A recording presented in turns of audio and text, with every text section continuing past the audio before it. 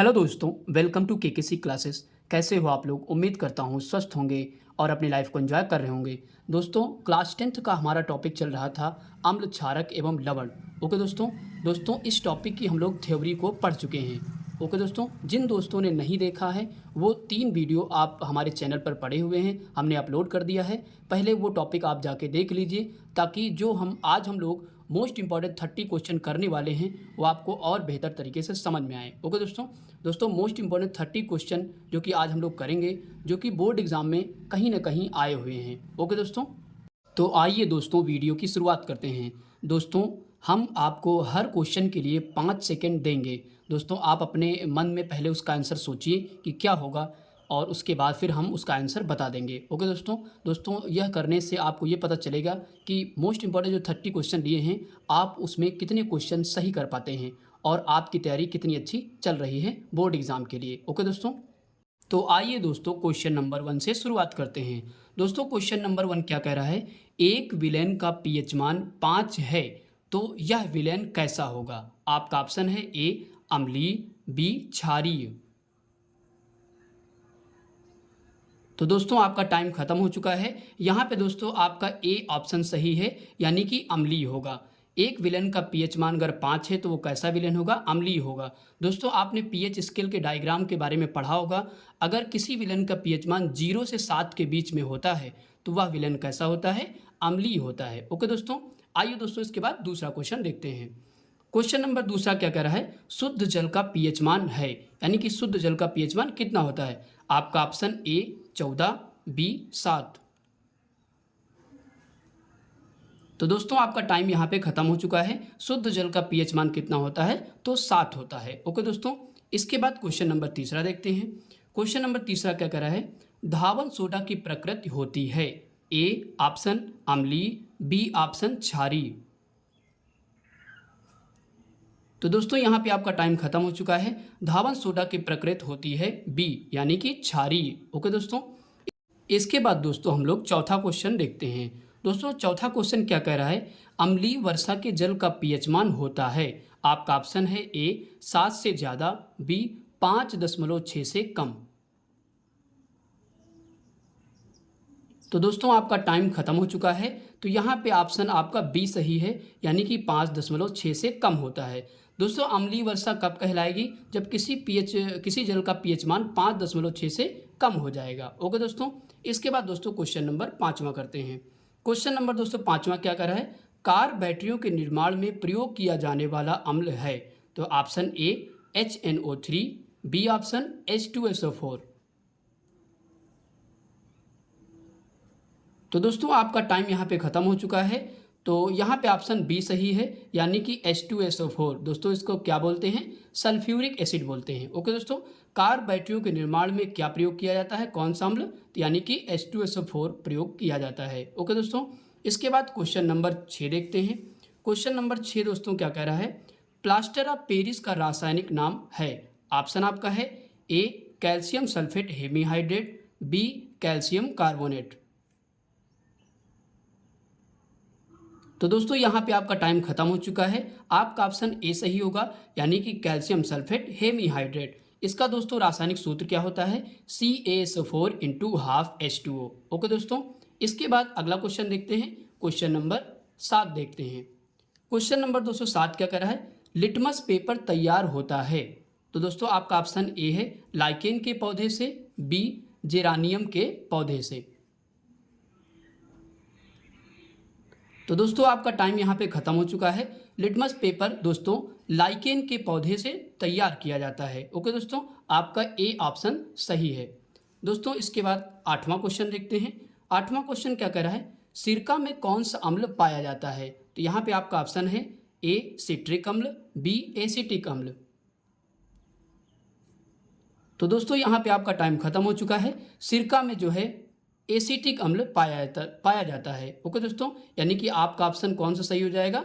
B सही हो जाएगा। ओके दोस्तों, इसके बाद दोस्तों हम लोग क्वेश्चन नंबर 9 देखते हैं। दोस्तों क्वेश्चन नंबर 9 क्या कह रहा है? खड़िया का रासायनिक नाम है।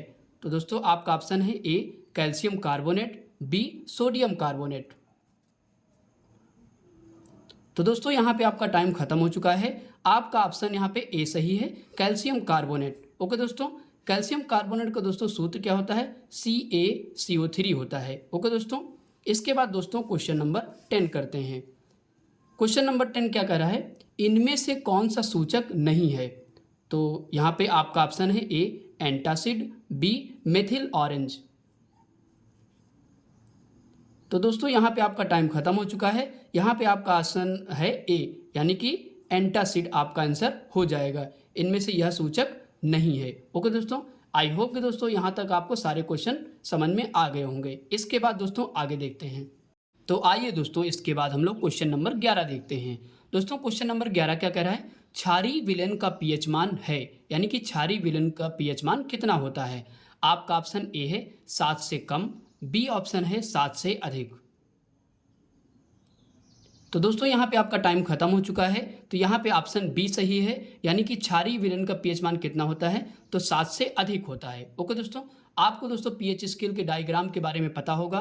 किसी भी विलयन का पीएच मान 7 से अधिक होता है तो वह विलयन दोस्तों हमेशा कैसा होता है, क्षारीय विलयन होता है। ओके दोस्तों, इसके बाद दोस्तों क्वेश्चन नंबर 12 देखते हैं। क्वेश्चन नंबर 12 क्या कह रहा है, H2SO4 के जलीय विलयन का पीएच मान होता है। तो ऑप्शन ए है 7 से अधिक, बी ऑप्शन है 7 से कम। तो दोस्तों यहाँ पे आपका टाइम खत्म हो चुका है। यहाँ पे ऑप्शन बी सही है, यानी कि H2SO4 के जलीय विलयन का पीएच मान 7 से कम होता है। ओके दोस्तों, इसके बाद दोस्तों हम लोग क्वेश्चन नंबर 13 देखते हैं। दोस्तों क्वेश्चन नंबर 13 क्या कह रहा है, निम्न में क्षार धातु है। आपका ऑप्शन है ए सोडियम, बी ऑप्शन है मैग्नीशियम। तो यहाँ पे दोस्तों आपका टाइम खत्म हो चुका है। तो यहाँ पे आपका ऑप्शन ए सही होगा, यानी कि सोडियम। ओके दोस्तों, तो दोस्तों क्षार धातुएं किन्हें कहते हैं, यानी कि किसे कहते हैं, आइए इसको देख लेते हैं ताकि कहीं से भी क्वेश्चन बने तो आपका हो जाए। ओके दोस्तों, तो यहाँ पे क्षार धातुएं कुल मिला के कितनी होती हैं, 6 होती हैं। कौन कौन सी दोस्तों, लिथियम, लिथियम का संकेत दोस्तों क्या होता है, Li होता है। इसके बाद सोडियम है, तो सोडियम का संकेत Na होगा। पोटेशियम, पोटेशियम का संकेत K होगा। इसके बाद रूबिडियम होगा, रूबिडियम का संकेत Rb होगा। इसके बाद सीजियम होगा, सीजियम का संकेत होता है Cs।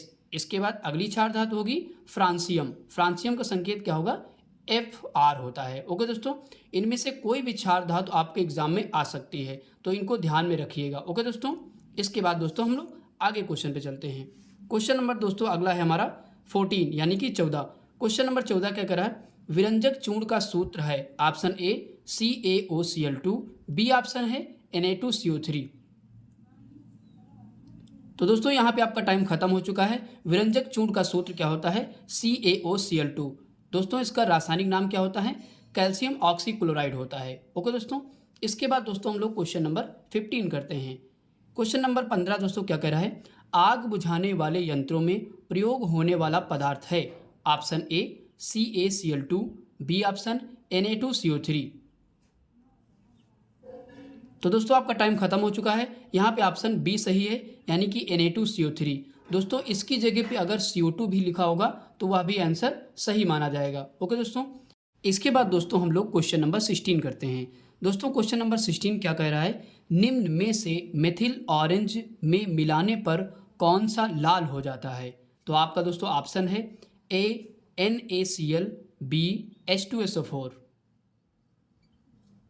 तो दोस्तों यहाँ पे आपका टाइम खत्म हो चुका है। ऑप्शन यहाँ पे होगा बी H2SO4। ओके दोस्तों H2SO4 के जलीय विलयन में मेथिल ऑरेंज मिलाने पर उसका रंग दोस्तों कैसा हो जाएगा, तो लाल हो जाएगा। ओके दोस्तों, इसके बाद दोस्तों क्वेश्चन नंबर 17 देखते हैं। क्वेश्चन नंबर 17 क्या कर रहा है, सोडियम कार्बोनेट का जलीय विलयन होता है। ऑप्शन ए क्षारीय, बी ऑप्शन प्रबल अम्लीय। तो दोस्तों यहाँ पे टाइम खत्म हो चुका है। सोडियम कार्बोनेट का जलीय विलयन क्षारीय होता है। ओके दोस्तों, इसके बाद क्वेश्चन नंबर 18 देखते हैं, यानी कि क्वेश्चन नंबर 18।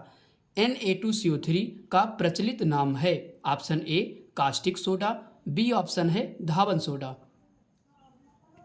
तो दोस्तों यहाँ पे आपका टाइम खत्म हो चुका है। Na2CO3 यानी कि सोडियम कार्बोनेट का प्रचलित नाम है धावन सोडा। ओके दोस्तों, इसके बाद दोस्तों क्वेश्चन नंबर 19 देखते हैं, यानी कि 19।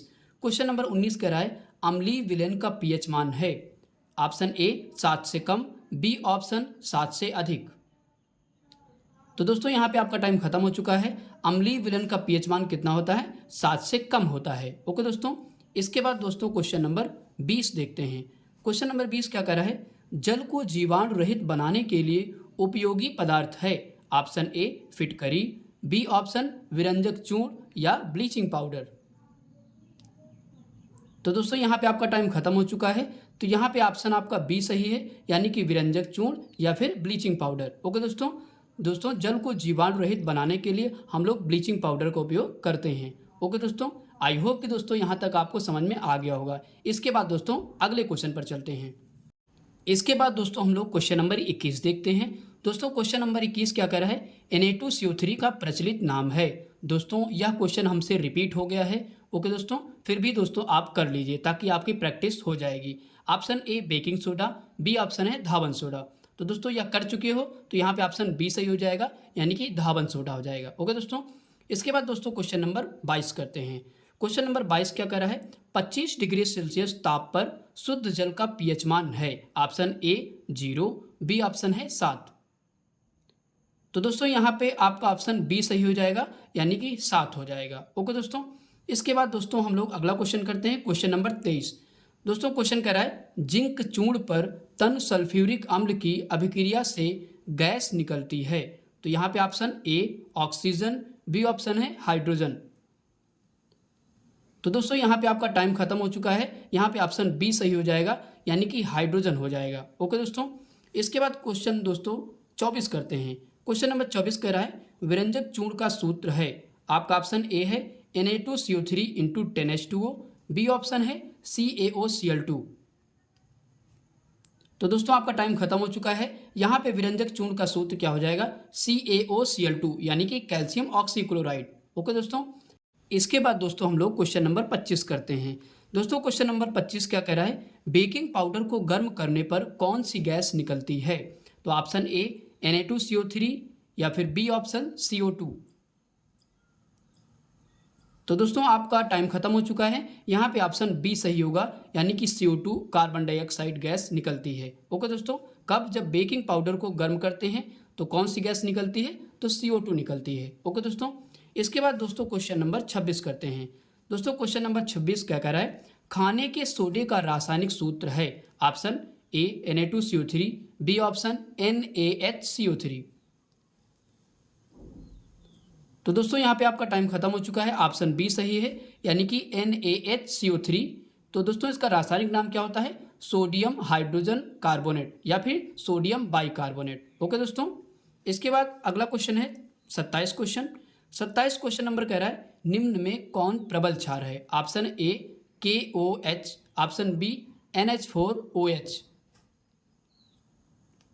तो दोस्तों यहाँ पे टाइम खत्म हो चुका है। आपका ऑप्शन सही है KOH, यानी कि कैल्शियम हाइड्रोक्साइड। ये क्या है? प्रबल क्षार है। ओके दोस्तों, इसके बाद दोस्तों अगला क्वेश्चन 28 नंबर क्वेश्चन, निम्न में कौन प्रबल अम्ल है? ऑप्शन ए H2SO4, बी ऑप्शन है CH3COOH। तो दोस्तों आपका टाइम खत्म हो चुका है। यहाँ पे ऑप्शन होगा ए, यानी कि H2SO4 कैसा अम्ल होगा? तो प्रबल अम्ल होगा। ओके दोस्तों, इसके बाद दोस्तों हम लोग क्वेश्चन नंबर 29 देखते हैं। दोस्तों क्वेश्चन नंबर 29 क्या कह रहा है? कैल्शियम फास्फेट का सूत्र है। तो आपका ऑप्शन है ए CaPO3 का होल ट्वाइस, बी ऑप्शन है Ca3PO4 का होल ट्वाइस। तो दोस्तों यहाँ पे आपका टाइम खत्म हो गया है। आपका आंसर सही होगा बी, यानी कि Ca3PO4 का होल ट्वाइस। ये किसका दोस्तों फार्मूला है? तो कैल्शियम फास्फेट का। ओके दोस्तों, यह दोस्तों क्वेश्चन कई बार आया है, इसलिए बहुत ही महत्वपूर्ण क्वेश्चन है। ओके दोस्तों, इसके बाद दोस्तों इस वीडियो का अंतिम क्वेश्चन आइए देख लेते हैं। Question number 30। तो दोस्तों क्या कह रहा है? अम्ल व भस्म की अभिक्रिया के फलस्वरूप बने पदार्थ को कहते हैं। ऑप्शन ए लवण कहते हैं या बी ऑप्शन अम्ल कहते हैं। तो दोस्तों टाइम खत्म हो चुका है। आपका आंसर यहाँ पे सही हो जाएगा लवण। ओके दोस्तों, तो दोस्तों यहाँ पे भस्म की बात है। भस्म किसको कहते हैं? तो क्षारक को ही बोलते हैं। ओके दोस्तों, आई होप कि दोस्तों यह वीडियो आपको बहुत पसंद आया होगा।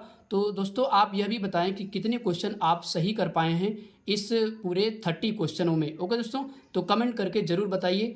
Thanks for watching video.